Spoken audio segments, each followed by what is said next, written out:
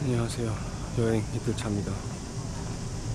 지금 날씨가 비가 오고 있고 습도가 엄청 높아서 지금 한 2km 정도 걸어봤거든요.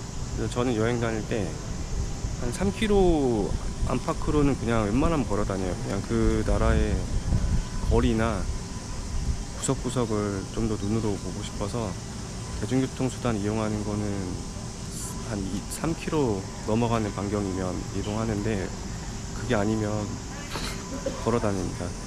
그래서 지금 한 숙소에서 2km 정도 떨어진 거리 보면 글로버 가든에 가려고 올라왔는데, 중간에 천주교 성당이 있어요. 일본 보면은 천주교가 전래된 최초의 도시라고 할 수 있죠, 일본 내에서.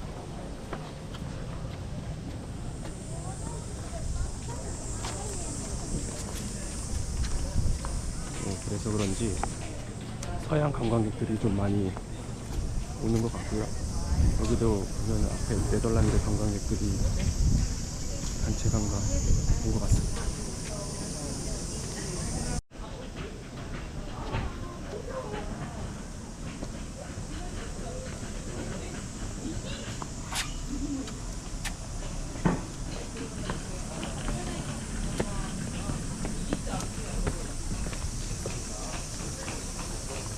글로버 가든에 도착을 했습니다. 19세기에 스코틀랜드 상인 토마스 글로버가 살던 저택이고요. 서양 사람들이 나가사키 항구 언덕에 터를 잡아서 지냈던 지역이에요, 이쪽이.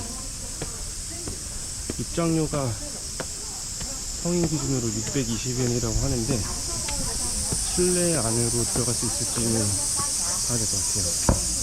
그냥 공원 입장료가 620엔인 건지 아니면 실내 들어가는 게 620엔인 건지는 가봐야 할 것 같습니다.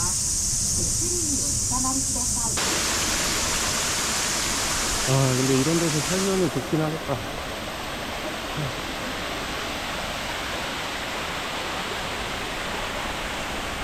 그러고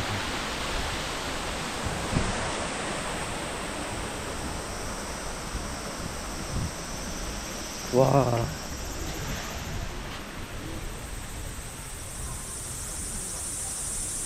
저쪽에 바다 보이시죠? 근데 반대쪽을 보면은 약간 우리나라 부산 같은 느낌이야. 부산도 가면은 산 중턱에 저렇게 집들이 많거든요. 부산 같다는 느낌을 좀 많이 받았어요. 친인척들이 부산에 좀 많이 살아서 어렸을 때 부산 많이 가봤는데, 이렇게만 보면 약간 부산 느낌도 있어요. 이 나가사키라는 도시가. 기본적으로 항구 도시니까 느끼는 건 비슷할 수 있겠죠.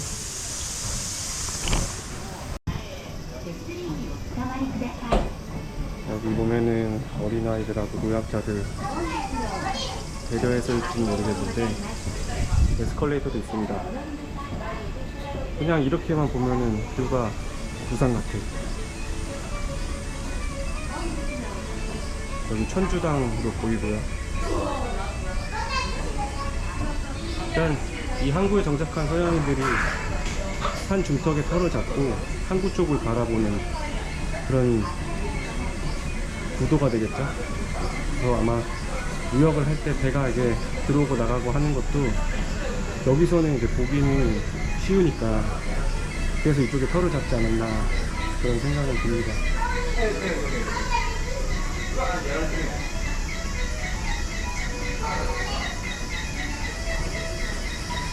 나가사키가 기본적으로 관광객이 엄청 많은 도시는 아니어서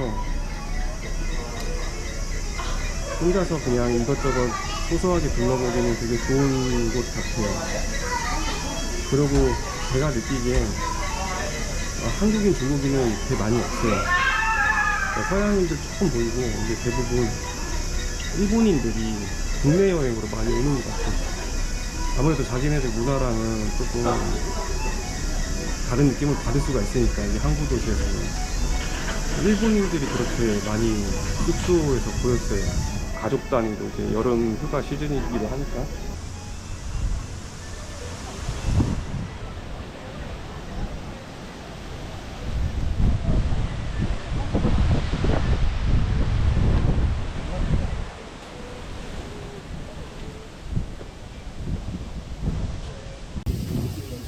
여기가 나가사키 언더 위에 있으니까 나가사키 항구가 다 보여요.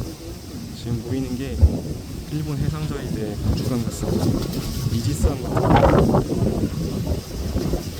네, 저거 보니까 일하고 있어. 이거는 구축함 사세보 항구 같습니다. 여기도 이지스함처럼 보이긴 해요.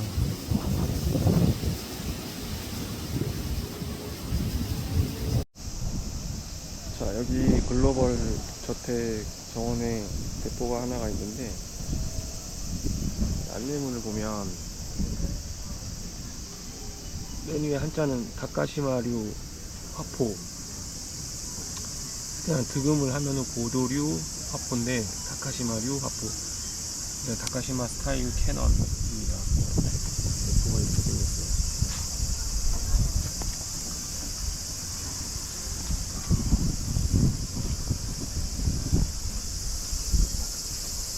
이쪽 항구 쪽을 바라보면서 소를 썼던 것 같습니다.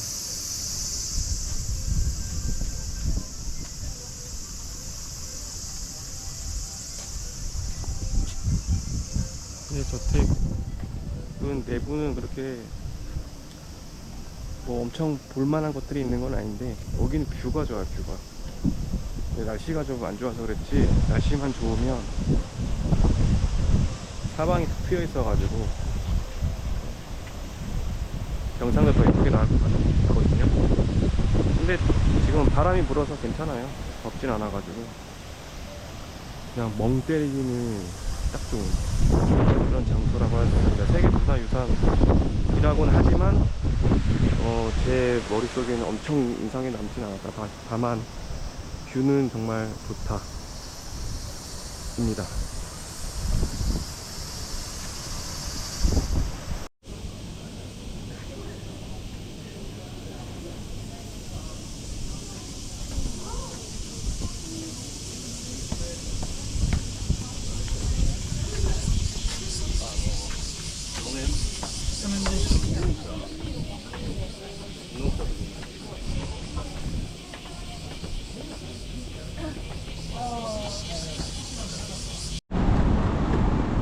여기는 사람들 메뉴 보니까 문상소터라고 돼 있고 세관 역할 한 것 같아요. 메이지 시대 때 세관 역할을 하던 곳에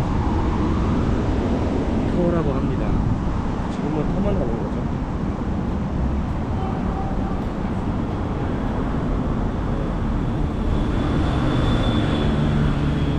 자, 여기는 일본 철도의 발상지 라고 합니다.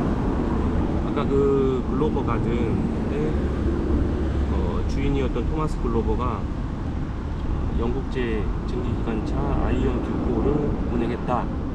모여든 사람들은 이 철도에 놓인 기차를 보고 깜짝 놀랐겠죠.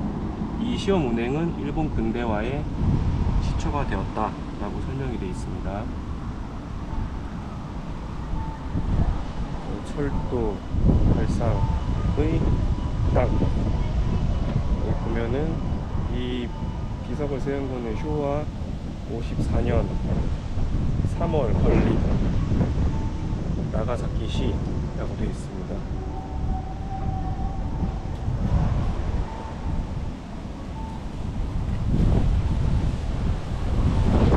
곳곳에 보면 이런 대항의 흔적들이 남아 있어요.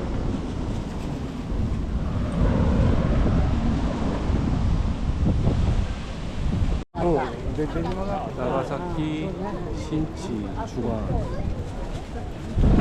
거리. 여기까지는 일본 같네. 여기는 중국. 중국 음식점이 엄청 많습니다. 약간 반대편으로도 돌아서 갔다 왔는데 중국 음식점이 좀 많다? 뭐 그거 외에는 뭐 특별한 건 없는 것 같아요. 근데 밤 되면 더 이쁠 것 같긴 해요. 휘황찬란하게 해놓긴 할 거라서. 기본적으로 중국 음식점하고 중국 간식점을 파는 곳이 많습니다.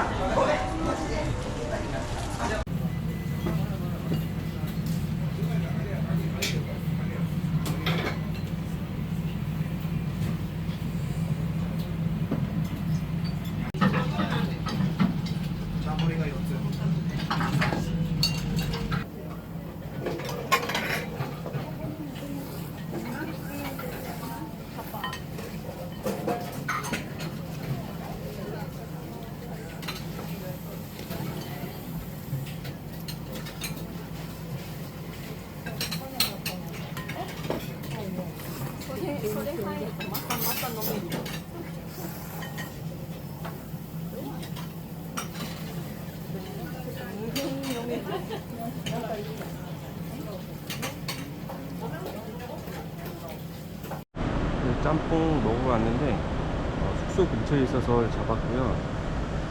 평점은 구글 평점으로 3.5밖에 안 돼가지고 맛이 없나 했는데 나쁘진 않았습니다. 일단 가격이 그렇게 뭐 엄청 비싸진 않아요. 여기 보면은 이게 특제 짬뽕이고 1,100엔, 이게 보통 짬뽕 950엔, 이게 폭탄 짬뽕이라고 해서 매운맛일 것 같아요. 저는 가운데 먹었는데 처음에는 무슨 맛이지? 했는데 후추 뿌려 먹으니까 맛있어요. 네. 처음에는 좀 짜가지고 이게 맞나? 약간 그런 생각이 좀 들었거든요. 근데 후추 뿌려 먹으니까 약간 비릿한 맛 잡아주고 해산물이 맛있어요. 야채랑. 그래서 그냥 면하고 국물 다 먹었습니다. 점심 맛있게 먹었네요.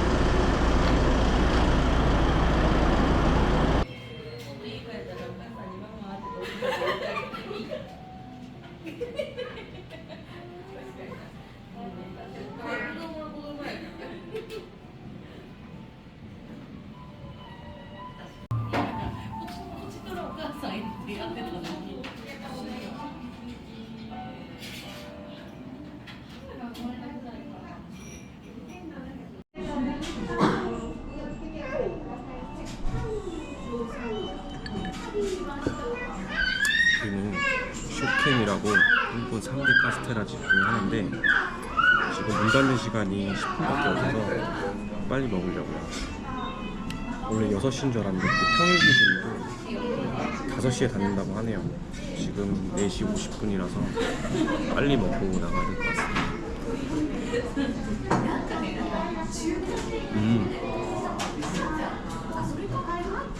맛있어요. 여기 보면은 설탕 알갱이가 있어서 되게 쫀득쫀득해요.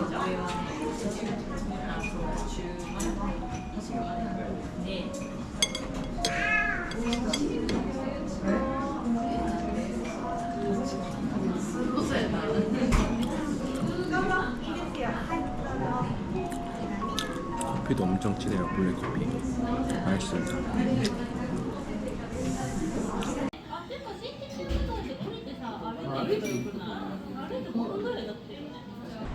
지금 메가네바시 다리에 있는데요. 안경교이고 일본에서 오래된 석조다리입니다. 아까 그 슈오켄 본점이 여기 나가사키 3대 카스테라 중에 하나인데 엄청 친절해요, 이분들.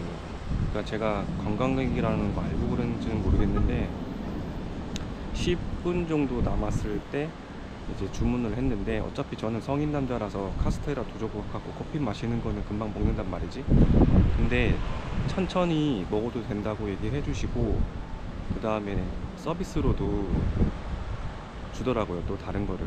그래서 거기에 일단 감동을 받았고, 그래서 제가 어차피 카스테라도 사가지고 가려고 했거든요. 그래서 2개를 샀습니다.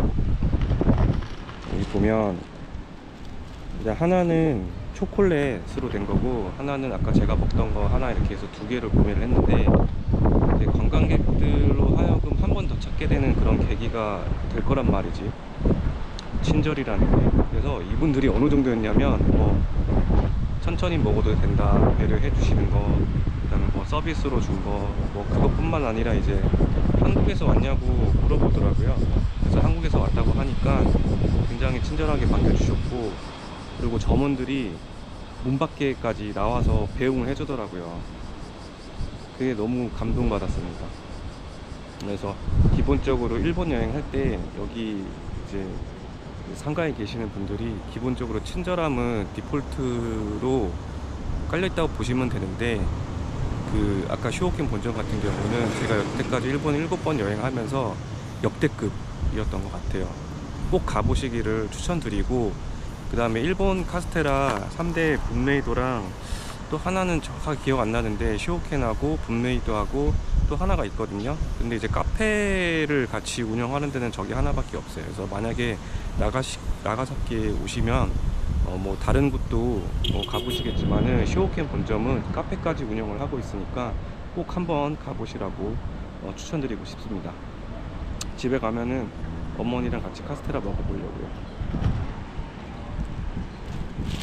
비가 오는 날씨니까 이 포장을 또 비닐로까지 다 싸주셨어요. 그리고 이제 물도 집어 넣어주셨어요, 서비스로. 아, 너무 감동이었습니다.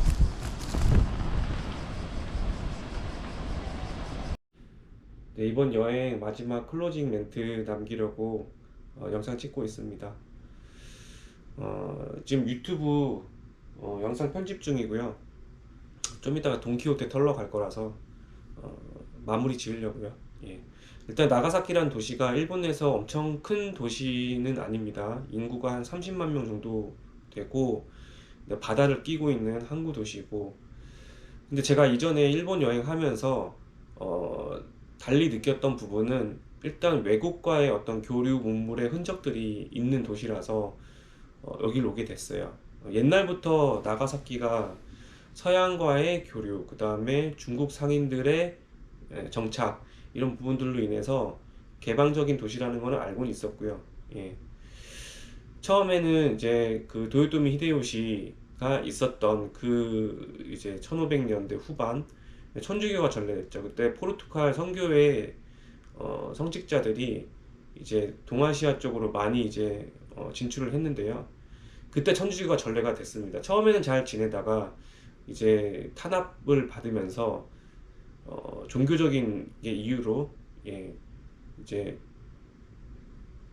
돌아가셨던 성직자들이 있죠. 거기 이제 무덤하고 흔적들이 있고요. 그 다음에 이제 그 이후에 일본 내에 천주교 신자들의 어떤 발자취들이 이곳 도시에 남아 있습니다. 그래서 아까 이제 오우라 천주당 같은 경우에는 일본 천주교의 거의 성지라고 볼 수가 있어요. 예. 그 뒤에 이제 포르투갈이 이제 빠지면서 네덜란드가 들어왔죠. 네덜란드는 이제 무역의 이점을 이제 일본 정권하고 잘 소통을 하면서 오히려 처음에 정착했던 포르투갈보다는 네덜란드 사람들이 더 장기적으로 이 도시에 정착을 한 걸로 알고 있습니다. 그래서 네덜란드와의 교류가 오히려 더 활발했다, 포르투갈보다는. 근데 곰곰이 생각을 해보면 천주교가 탄압을 받았는데 천주교가 전래되는 과정에서 이제 그 포교라고 하죠. 그런 부분들이 이제 제가 알기로는 공격적이었던 걸로 알고 있어요. 공세적이었던 걸로. 근데 네덜란드는 그 사람들이 이제 무역상들이 굉장히 활동을 많이 했는데 종교적인 이유보다는 경제적인 이득을 가지고 많이 활동을 했었죠. 그러다 보니까 오히려 에도막부 때는 더 교류가 더 활발히 됐다. 그래서 오히려 네덜란드가 영향을 많이 미쳤던 것 같아요, 이 나가사키라는 도시에.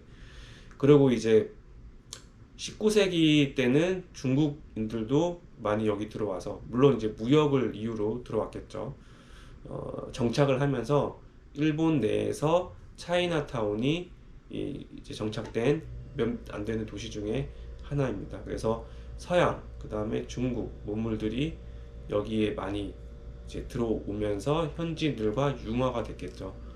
그런 게 이제 유적으로 남아 있는 경우도 있고요. 그 다음에 이제 문화적으로는 음식 문화적으로는 카스테라가 이제 포르투갈의 영향을 받은 거고요. 그 다음에 이제 나가사키 짬뽕 같은 경우에는 중국에서 좀 영향을 받은 거죠. 여기 중국에 정착한 사람들이 이제 이쪽의 영향을 또 받아서 탄생하게 된 게 나가사키 짬뽕이라고 합니다. 그래서 기존에 제가 개인적으로는 교토라는 도시를 좋아하기도 하는데 일본색이 좀 짙긴 하잖아요, 교토가.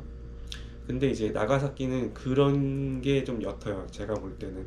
그래서 이제 다른 나라 문화와의 교류를 통해서 얻은 흔적들이 있다는 점이 일단 가장 끌렸던 것 같습니다. 그리고 두 번째로는 한국인들이 별로 없어요, 중국 사람들하고. 그러니까 차이나타운이 있긴 한데 예전부터 오래 정착한 사람들이고 제가 말하는 건 관광객들인데 오히려 일본 내에 국내 여행을 온 그런 이제 일본 사람들이 훨씬 더 많은 것 같고요. 근데 호텔에서 이제 지내다 보니까 그런 게 이제 느껴지긴 하더라고요. 그래서 한국어를 쓰는 사람이 별로 거의 못 본 것 같아요. 일단 규슈 지방에서는 그러니까 후쿠오카가 제일 많이 가잖아요. 그 다음에 이제 유인 온천 여행을 주로 많이 가시는데 그쪽을 이제 여행을 하면서 여기는 잠깐 들르는 정도 신간센 타고 그 정도의 이제 포지션인 거지. 저처럼 이제 뭐 2박 3박을 하면서 머무르는 도시는 아닌 것 같아요. 그래서 사람들이 별로 없는 것 같고 제가 생각할 때는 근데 한 2박 정도 투자해서 이 나가사키라는 도시에 오셔가지고 지내는 것도 괜찮을 것 같아요. 일단은 관광객들이 엄청 많은 도시는 아닙니다. 그러니까 일본인들의 국내 여행은 수요는 있는 것 같은데 외국인들이 이제 찾아와서 하기에는 뭐 거리상의 부분이나 아니면 이제 뭐 그런 여타 부분들이 있겠죠. 그러다 보니까 오히려 동아시아 쪽보다는 서양 사람들이 그냥 오는 그런 케이스는 있어도 동양 사람들이 일부러 나가사키를 시간 내서 2박 3박을 투자해 가면서 있는 도시는 아닌 것 같아요. 그리고 이제 대한항공에서 직항을 작년 10월에 개통을 했어요. 그러니까 원래 나가사키 직항이 있었다가 2010년대 초중반에 이제 없어졌다가 작년 10월에 생겼거든요. 근데 아무래도 규슈 지방의 여행 대장은 후쿠오카다 보니까 그쪽을 갔으면 갔지 나가사키를 오는 사람들이 별로 없는 것 같더라고요. 그래서 비행기를 타고 올 때도 녀석이 좀 많이 남았었습니다. 근데 나가사키 직항이 대한항공에서 운영을 하는데 계속 운영했으면 좋겠고요. 저는 개인적으로 날씨가 좀 더 좋을 수 있다고 여겨지는 내년 봄에 한 번 더 오고 싶은 생각은 있습니다. 그 전까지는 교토를 3번 연속 갔기 때문에 다른 도시도 한번 생각이 이제 좀 들긴 했는데 좀 아쉬운 거는 3일 내내 날씨가 좀 흐렸던 부분이 좀 아쉽더라고요. 그래서 날씨가 정말 화창할 때 이 도시는 또 어떤 모습일까? N차 여행이라고 해도 또 다른 모습들이 보여질 수 있을 것 같아서 기본적으로 이제 항구가 있는 바다 끼고 있는 도시를 좋아하는 부분도 있고 하기 때문에 나가사키는 다음에 또 오고 싶은 생각은 있습니다. 제 여행 기록이 소소하게 맞춰져 있어요. 제가 뭐 텐션이 엄청 높은 사람도 아니고 그렇다고 이제 뭐 먹방 위주로 하는 사람도 아니고 개인적으로 역사를 좋아하다 보니까 역사 이제 유적지나 그런 흔적들을 보는 거를 일단 좋아를 해요. 그래서 앞으로 제가 여행 컨텐츠 제작을 할 때 좀 구상을 해보고 있는 부분이 컨셉이 이제 역사, 유적지, 유물 그쪽으로 조금 방향을 잡아서 기존에는 그냥 여행 다니는 거에만 그냥 주먹구구식으로 초점을 맞췄다면 역사를 좀 소개할 수 있고 그 역사의 어떤 장소, 그다음에 그런 흔적들을 소개하는 그런 방향으로 가고 싶습니다. 감사합니다.